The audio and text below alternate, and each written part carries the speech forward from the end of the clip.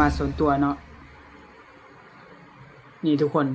เขาบอกว่ารัฐบาลนำจีนนำเบียดเข้ามาเนาะเข้ามาแล้วเฮ็ดจังได๋ฮู้บ่ทุกคน มายึดดินเนาะดินของประชาชนยึดไปจนมืดเลยบ่ว่าสิเป็นส่วนกระเพาะหรือว่าส่วนมันเนาะที่เขาเคยปลูกเคยใช้ชีวิตเคยทำมาหากินตั้งแต่รุ่นปู่แม่อูเนาะตั้งแต่รุ่นข้าวสงครามพู้นแหละตั้งแต่สงครามหยุดปุ๊บเขาก็ปักหลักเนาะปักหลักเฮ็ดให้พากันทางให้ด้วยน้ำมือน้ำพักน้ำแรงเนาะเขาก็ปลูกส่วนกระเพาะจนใหญ่เนาะรอบสุดท้ายปลูกว่าเป็นแนวใดรัฐบาลนำเบียดนำจีนเข้ามาเอาดินประชาชนจนหมด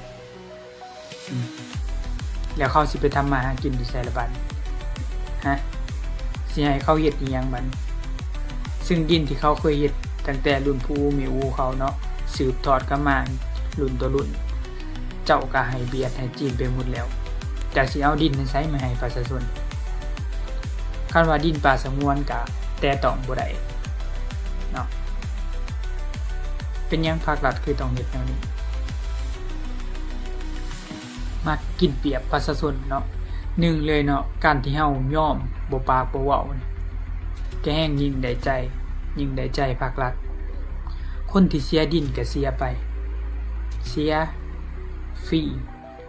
เสียให้ซื่อๆเนาะซึ่งตอบแทนบ่ได้หลายดอกทุกคนตอบแทนค่าตอบแทนก็ได้กินบ่ฮอดปีซ้ำก็หมดแล้วค่าตอบแทนเนาะมันกินบ่ได้ตลอดชีวิตเป็นหยังคือต้องเฮ็ดแบบนี้เนาะเอาประเทศอื่นมาบริหารประเทศตัวเองมาเอาเปรียบประชาชนเป็นอย่างตรงรัฐบาลตรงเฮ็ดแนวนี้เนาะอันนี้ก็พาตามรัฐบาลเลยเบิ่งพี่น้องเบิ่งพวกมันเฮ็ดมันขู่มันเข็นคนลาวประชาชนลาวที่เขาออกมาเว้าความจริงที่เขาออกมาเว้าเพื่อประชาชนลาวอยู่ในประเทศลาวเพื่อให้มีการเปลี่ยนแปลงมันขู่เข็นขู่ฆ่าเขาเบิ่งเอาแต่ละพี่น้องเอ้ยพวกลาวแดงนี่โอ้ยเป็นพี่ลึกพี่ล่ำแท้ๆเลยข้อยเบิ่งคลิปน้องเขาโอ้เห็นบ่เด็กน้อยข้อยสรรเสริญมันต้องจังซี่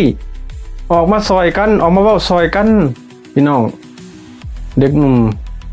เห็นบ่คนลาวเฮาดีคิดได้จังซี่อย่ามันคิดได้จังซี่หลายๆคนเข้าใจบ่มันจังสิดีเพื่อหยังเพื่ออนาคตพวกเจ้าเองหั่นแหละบ่แม่นไผดอกดีจะออกคำมาเว้าใส่กันนี่อ้ายขอสรรเสริญเจ้าเด้อให้ขอสรรเสริญเจ้าสุดยอดหลายเก่งหลายเอ้าเท่านั้น